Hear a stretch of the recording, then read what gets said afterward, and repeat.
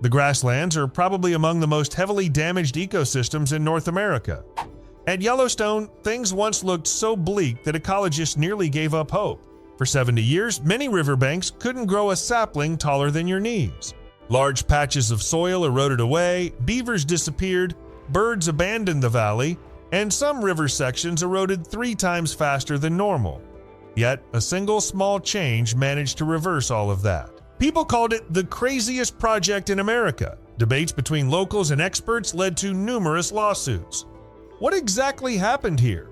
Let's dive in for more details. 20 years later, still in Yellowstone, but you might not recognize it. The barren land where saplings once struggled now thrives with willows taller than a person, some reaching 10 to 13 feet high. Riverbanks that used to crumble are now lush and held tight, as if covered by a natural wire mesh. Beavers have returned, multiplying 9-fold. Just walk a few hundred yards along the river, and you'll spot a new dam. These rustic structures retain water even better than many small man-made reservoirs. A study by Professor Luke Painter found that in 87 surveyed aspen groves, nearly a third now have a healthy layer of young trees, something unseen since the 1940s. Imagine a city with no children for 70 years. Then suddenly, a whole new generation appears in just 2 decades. In fact, 43% of young trees now have trunks over 2 inches in diameter, meaning they have a real shot at surviving to adulthood. The number of trees taller than 5 feet increased 152 times compared to the late 1990s. The transformation was so dramatic that researchers had to use drones to confirm it. 30% of the once sparse forest is now as dense as a green wall, and another 32% is quickly filling in. Overhead, more than 20 species of migratory birds have returned, turning what was once eerily silent into a truly noisy forest filled with the sounds of wings, birdsong, and beavers splashing throughout the valley.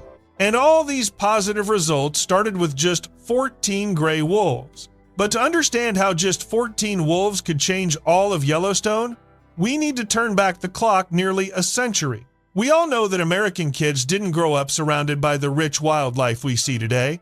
They grew up with Little Red Riding Hood, the 3 Little Pigs stories where wolves were always the villains. Before they even learned to tie their shoes, many kids were convinced of one thing: wolves are dangerous and must be destroyed. Traditional fears, cultural misunderstandings, and stories passed down through generations unwittingly laid the groundwork for the largest extermination campaign in American wildlife history. When settlers moved west, building ranches and raising cattle and sheep on vast grasslands, wolves suddenly became public enemy number 1.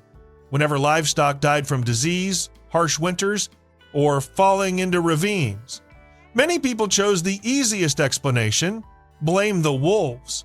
The government quickly responded to this anger with a clear solution. They offered bounties for every wolf killed. From 1883 to 1942, Montana alone recorded over 100,000 wolves killed. On average, nearly 200 wolves were killed each week. Each wolf brought in $5, $20, a sum equal to $150, $600 today. For many poor families, hunting wolves wasn't just about protecting the ranch. It was a vital source of income during long, harsh winters. And the killing didn't stop at guns. People used strychnine, a deadly poison banned in much of Europe for its cruelty. They stuffed poison into dead cattle, scattered it along valleys and streams, hoping to kill as many wolves as possible. But the poison didn't discriminate. Coyotes, foxes, martens, even scavenging eagles died too. By the 1920s and 1930s, exterminating wolves had become almost a national duty.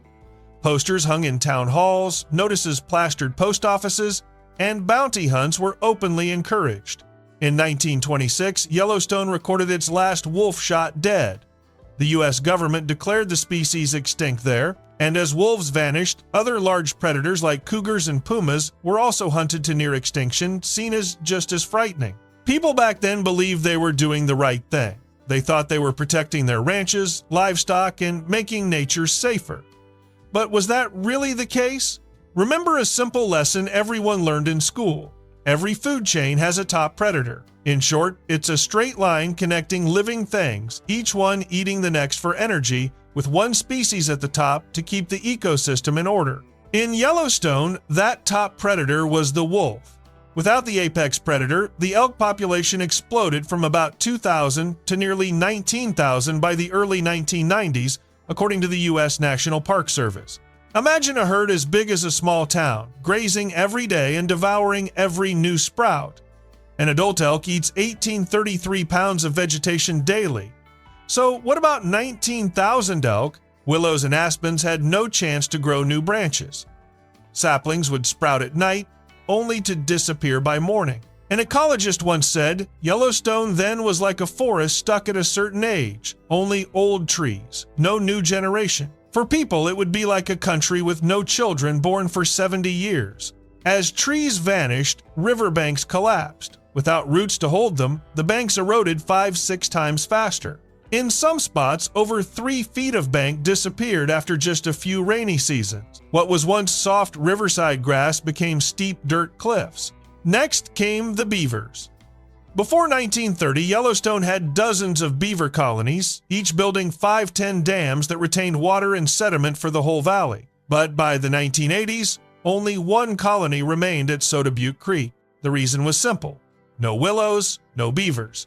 Without dams, water flowed faster, sediment washed away, soil moisture dropped, and cutthroat trout numbers plummeted. Meanwhile, coyotes multiplied no wolves to keep them in check. As coyotes increased, they wiped out rabbits and voles. The result?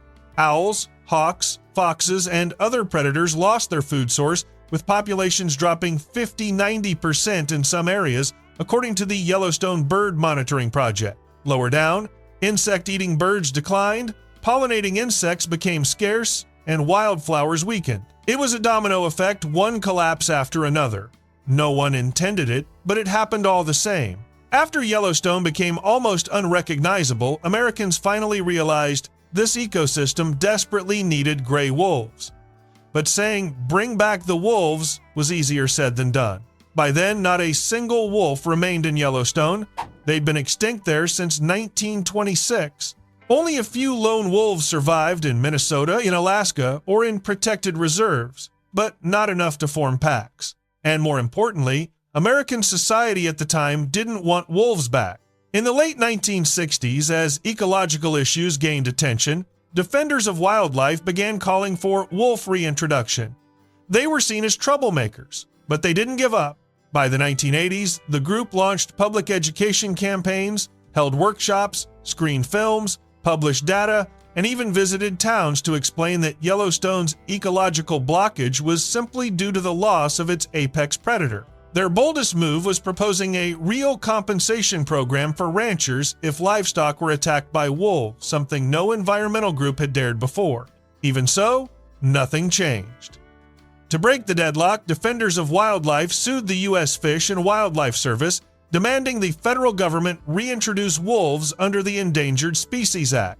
The lawsuit dragged on for years. When the government held a nationwide public comment period, something surprising happened. Most Americans supported bringing wolves back to Yellowstone. That was the final push the project needed. On the 12th of January 1995, a special convoy entered Yellowstone.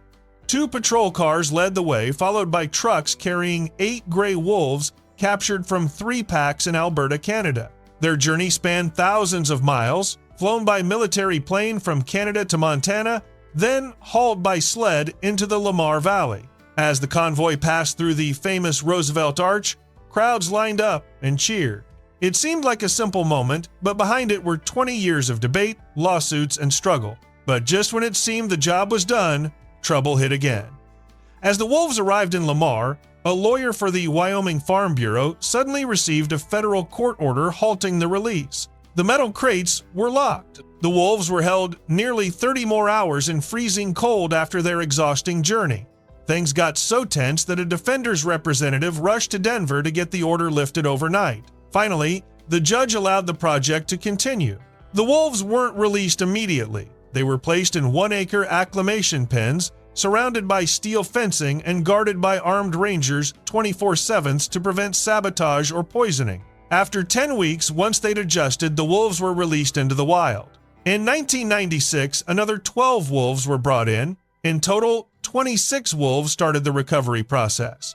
Once released, the wolves quickly formed packs. pack structure is strict. An alpha pair leads, deciding territory, den sites, and hunting routes. Betas act as right hands. Omegas help reduce tension. A pack usually has 6-12 wolves, but in areas with plenty of food, it can reach up to 30. As soon as they settled in, wolves instantly changed elk behavior. Areas once stripped bare by elk were suddenly empty, as elk avoided them for fear of ambush. In the following years, the wolf population grew rapidly, then stabilized after 2009 as food sources balanced out, along with outbreaks of canine, pneumonia, and sarcoptic mange. Each year, Yellowstone fits GPS collars on about 20% of its wolves to track their interactions with the ecosystem. Wolves were removed from the endangered list in Idaho and Montana in 2011 and in Wyoming in 2016. By early 2026, Cowboy State Daily reported a touching story. The legendary female wolf, 907F, an old one-eyed wolf, had just given birth to her 10th litter, a living testament to nearly 3 decades of recovery. But it wasn't just the numbers. Their actions brought Yellowstone back to life. When the first wolves stepped out of the acclimation pens and disappeared into the Lamar Valley, the most surprising thing wasn't that they formed packs or made their first kill, it was the strange silence of the elk. If you tracked elk in 1996, 1997, you'd see they no longer dared linger in open areas. They were constantly on alert, avoiding exposed meadows, knowing wolves could sprint up to 37 miles per hour in seconds. Most importantly, they abandoned the riverbanks that had been their 24/7 buffet. This is what ecologists call the landscape of fear. The miracle wasn't in how many elk wolves killed, but in making elk afraid in the right places. When elk stopped destroying young trees, the ecosystem kicked into recovery mode almost instantly. In 2012, scientists surveyed 87 northern Yellowstone aspen groves and nearly lost hope. Most had no mature young trees, but when they returned in 2020, 2021, they had to double-check their data. 43% of the areas now had new saplings with trunks 2 inches thick at chest height. Willows grew dramatically, as mentioned earlier. Aspen, frozen in time for 70 years, finally revived. The first saplings reached above head height. As aspens and willows returned, Yellowstone entered a new phase no one expected. Beavers came back. And it wasn't because any biologist brought them, it happened naturally. No reintroduction project, no special crates, no wildlife trucks. They found their own way home. If wolves changed elk behavior, beavers changed the entire landscape. They appeared in small groups, quietly surveying like engineers. When they got to work, they didn't just build a dam as people imagine. They created a sophisticated natural waterworks system that amazed even hydrologists. Researchers in Yellowstone recorded at least 5 types of beaver dams: V-shaped for splitting streams, U-shaped for collecting water, blocking dams to slow the flow, expansion dams to create shallow areas, and tiered dams for multiple ponds. Each type creates a different water pocket, serving a unique ecological purpose. It might sound complex, but think of it this way. If wolves are the traffic cops on land, beavers are the civil engineers in the water. A mature beaver dam can hold back hundreds of cubic yards of water, slow stream flow by up to 90%, create entirely new wetlands, and increase soil moisture for hundreds of yards around. Just one beaver family can transform the hydrology of a small valley. Imagine dozens of families working at once. Yellowstone began turning into a network of marshes, ponds, and new streams, totally different from before. These wetlands instantly became nature's hotels. Voles tunneled around the water's edge, ducks landed to feed, frogs reappeared after decades. Cutthroat trout spawned in the cool water. Even bears and elk came to drink from these new ponds. In less than a decade, the number of beaver-made ponds exceeded 200, many of which still exist today. That's no small feat. Before beavers disappeared in the 1950s, the park had dozens of colonies. By 1980, only one remained. Their comeback, according to ecologists, is one of the strongest signs that the ecosystem is truly healing. The new wetlands created habitat for countless species: ducks, otters, frogs, aquatic insects, fish-eating birds, all these seemingly unrelated pieces reconnected, turning Yellowstone into a living natural laboratory where every link in the ecosystem is repairing itself. Remember coyotes, which also exploded after the elk? For 70 years without wolves, Yellowstone became a coyote kingdom, where they bred unchecked and wiped out rabbits, voles, and small birds.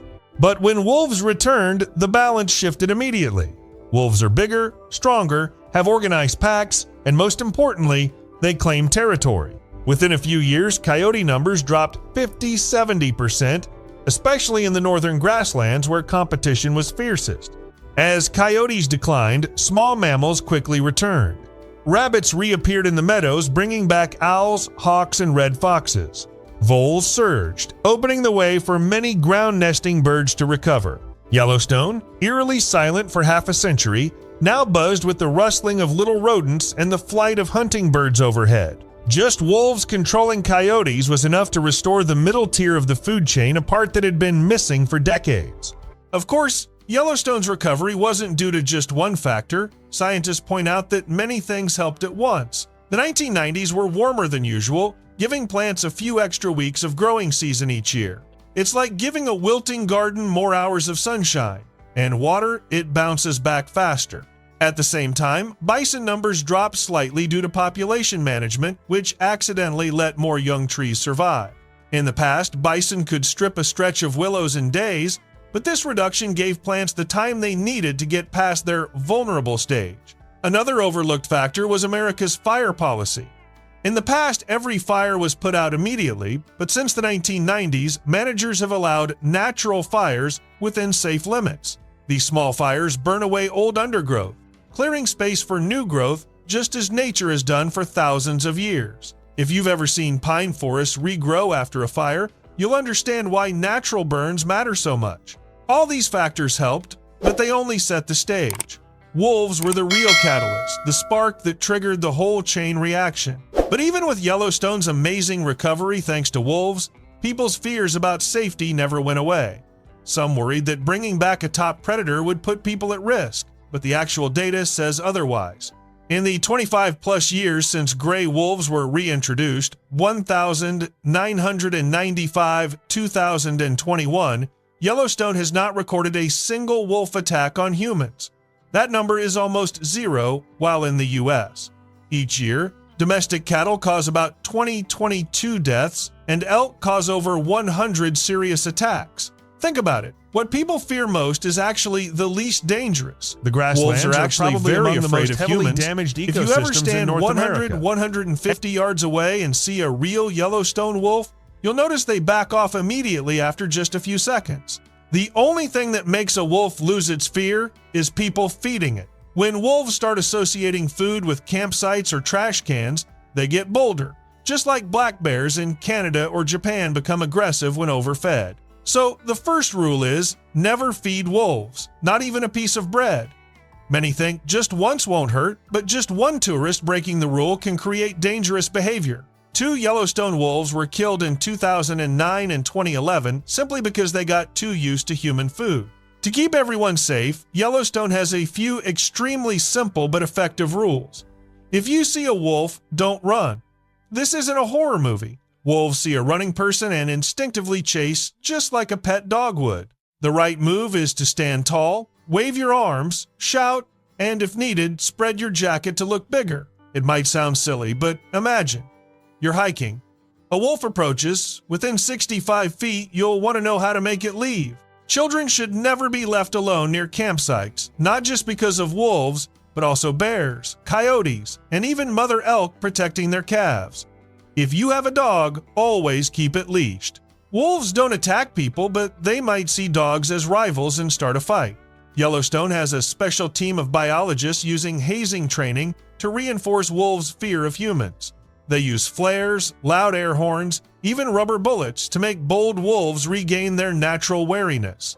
Thanks to this, the park keeps wolves wild and people safe. In conclusion, Yellowstone's story today is the clearest proof that nature doesn't need us to save it, it just needs us to return the missing pieces. Just 14 wolves reversed 70 years of decline, so think, how many other ecosystems worldwide are waiting for just such a spark? From the raised Amazon forest to Asian rivers deformed by overuse, are there gray wolves missing? causing everything to quietly rot from within. If one species can save an entire national park, are we willing to try this elsewhere? What do you think? Is Yellowstone the greatest lesson in wildlife reintroduction humans have ever witnessed? Leave a comment to let me know your thoughts, and don't forget to subscribe so you don't miss the next amazing nature story.